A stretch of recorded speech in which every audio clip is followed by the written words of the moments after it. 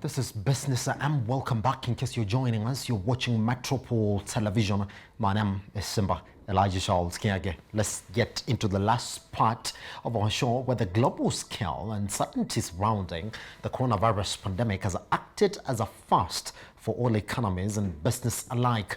Businesses and economies have been forced to learn more about the pandemic's impact on consumer behavior and how to prepare your business for what is next. Many bigger brands are no strangers to crisis management, fine, but the global scale and continued uncertainty around the COVID-19 pandemic has introduced a new way of understanding whatever crisis response guidebooks that may have existed weeks ago before the pandemic. Companies, either big or small, even with the nimble advertisers accustomed to evolving their strategies and adapting in creatives in real time, are left wondering what is left in the trick book to undo the uncertainty that has come with the COVID-19 pandemic.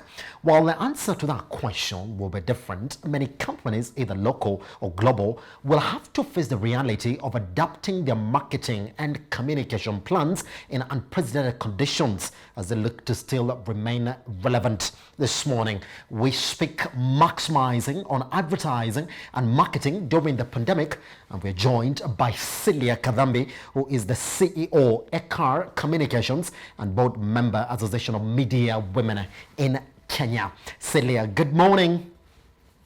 Good morning. How are you? Can you hear me? Yes, we can hear you. Finally, we have you on board. Now, let's talk about that. How new is this concept to most companies in Kenya in the wake of the COVID-19 pandemic? We're talking about marketing and advertising within a crisis. Okay, so I'll start with, maybe just introducing myself a bit. I'm Celia, I'm the CEO of ICA, and I run a marketing, advertising, and PR agency. So, just to answer your question, how new? Yes, of course. I think we should have been also clamped up with the entertainment industry because our industry is very focused on the consumer and how the consumer consumes products, meaning how do I make sure that I place my clients' products in the market. And Yes. what COVID did is that what we were used to in terms of traditional marketing was placing products where the consumer most interacts with. That's the highways during traffic, supermarkets, entertainment, sports, and that did a 360 turn. So we have had to come up with very innovative ways to ensure that our clients are able to still market their products during this pandemic. So for us, yes, it's very new to us. We are brainstorming every day how to make sure that the eyeballs, because at the end of the day, you have to justify return on investment. How do we ensure that your consumer is able to see your product and purchase it? Bottom line. Yes. So, yes. All right, Celia, somebody is going to ask you this, therefore. I mean, when you look at companies, either big or small, and the question is going to come in this form, is crisis marketing easier for larger companies than it would be for smaller companies? And so if somebody has a smaller company this morning or a bigger company, how would you advise them to approach the market right now so they say the right thing and they present the right thing to their clientele right now? Okay, so I'll give a bit of background of marketing from the 80s, the 90s. Yes. Big companies are the ones that used to have budgets for marketing because marketing was very expensive. It was TV spots, billboards, very traditional way of doing marketing because those were the spots that were available. And therefore, small companies did not really have budgets to do marketing, and most of them looked for direct, marketers or sales agents to try and get their products in the market. Now, fast forward to now, things have really, really changed.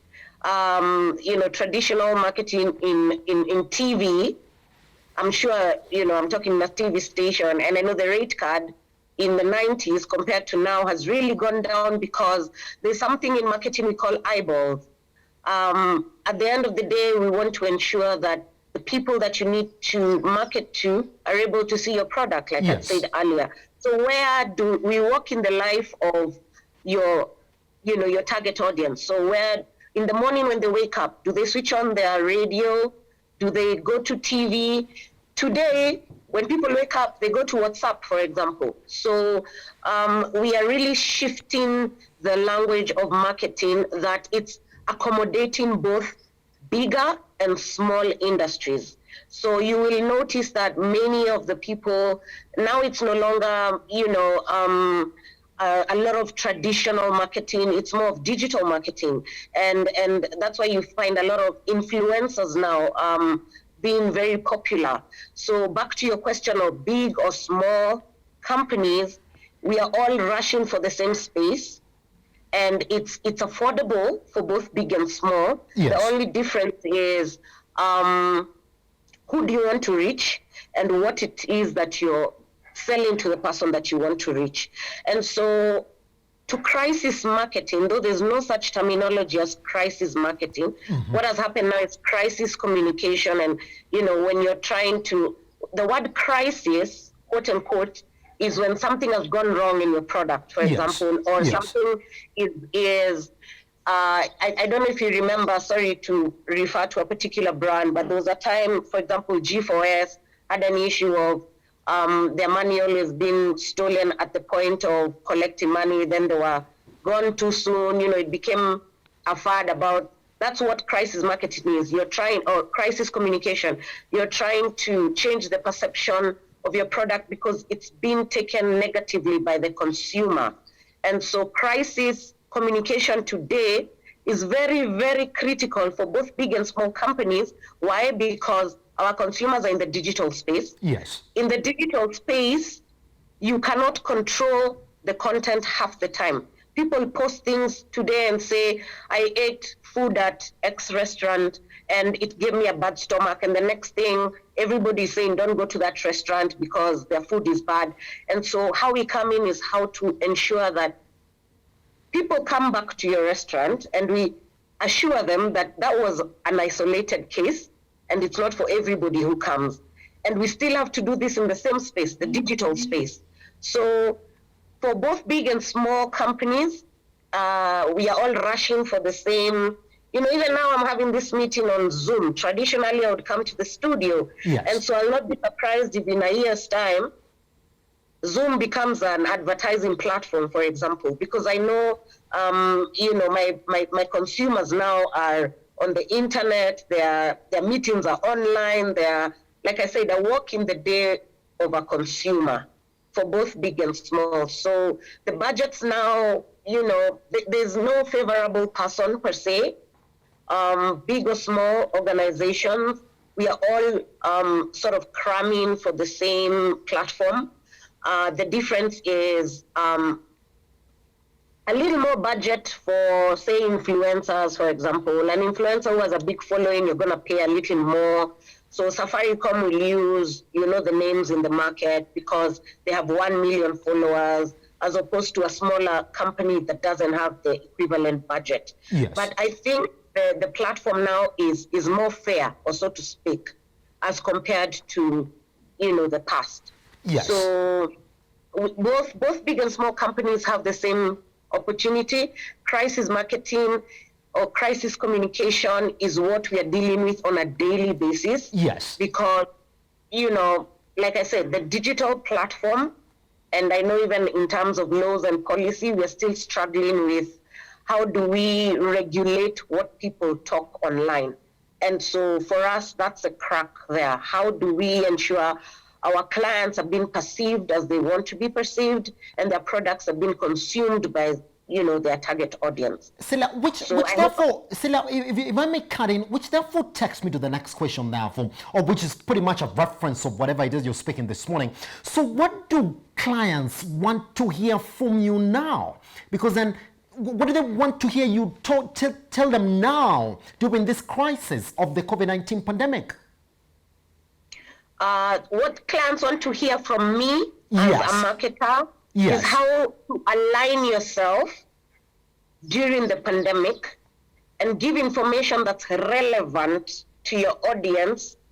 Because, I mean, the news right now is COVID-19. Yes, it is. Everything is, around COVID. And true to that, Celia, and true to that, isn't it?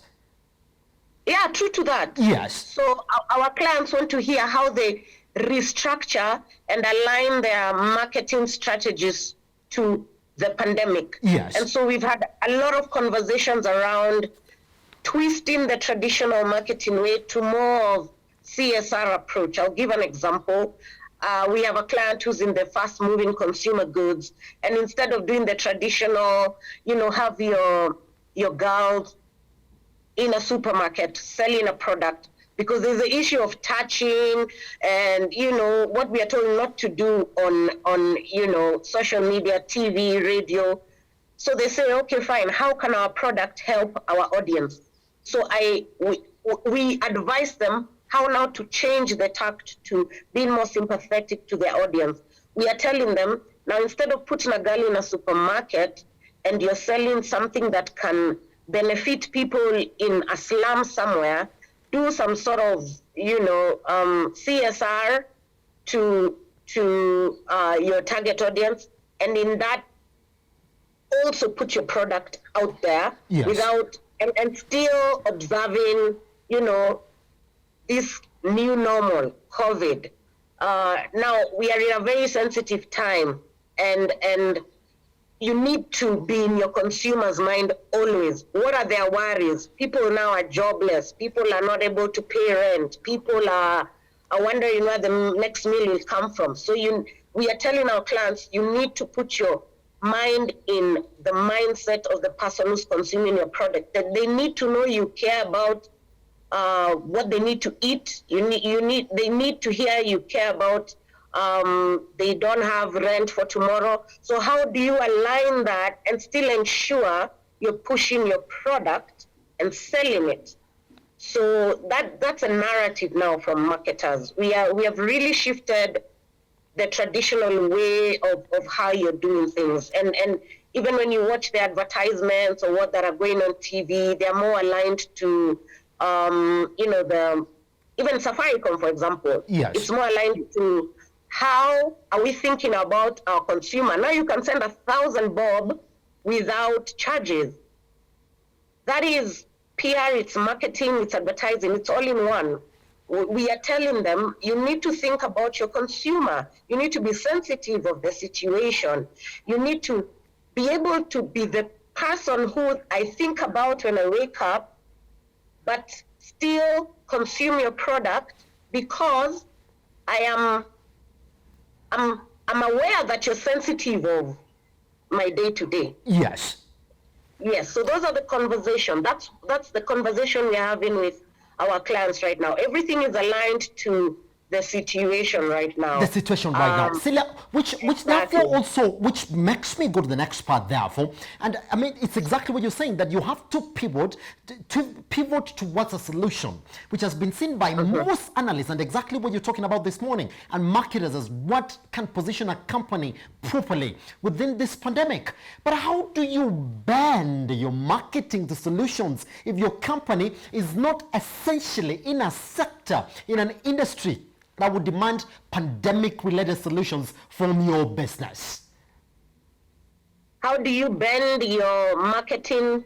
Repeat your question. Yes. How do you bend your marketing and strategy to look like it's solution-based when essentially you might not be, your business might not be able to give a solution that is pandemic-related? Maybe to just counter, I don't think there's any business that is not pandemic oriented. If you really sit and think about it, yes, anybody can offer a solution somehow. Yes. And we are able to sit down and discuss how it will still be aligned to your business goals, because anything under the sun is addressing the normal. It's either environment, health, technology, and all these are aligned somehow to the pandemic. Because remember, the only thing that has really changed is that we are not going to work. We are sensitive about washing our hands, but nothing in a day-to-day per se has changed. I still eat. I still need to use my computer. I still need to go to the supermarket. So somehow, your business, somehow, we will find a way in which it can be aligned to the pandemic, and we look for how we can be sensitive to our audience, whether it's, you're in the manufacturing industry and you need to, make wheelchairs now because they're disabled people who are more susceptible to the COVID-19, and then you make your products, you make sure your audience know you're aware that, my target audience have underlying condition, and therefore they may probably be more susceptible to COVID-19, and use that to be able to reach your target audience, whether it is the food industry, whether it's the technology industry, whether anything under the sun will be aligned to what's going on right now. Because I think as a human being, at the end of the day, our needs are still the same. We need to eat, we need to go to work, we need to use, we need. So it's just, what tells apart one company from another is how well they're able to craft their communication around the products and services that are offering. So what you've asked is very important. Yes. All right. Being able to align to the, All right, Celia, as we clear, because I'm getting told we only have 2 minutes left. Now, this is another very important question, and I would like you to address the smaller businesses now. The question is going to be, how do you reorganize your communication channels to cater for customer concerns during the pandemic, and who do customers want to hear from in your company? So for small businesses, I think they even have it easier than the bigger ones. I would say ensure that you have that personal touch. Simple things like, we're having a brainstorming sessions. We have sessions where we brainstorm to help our consumer and saying, so now how do we ensure for SMEs, who are actually my biggest clientele, continue to be relevant?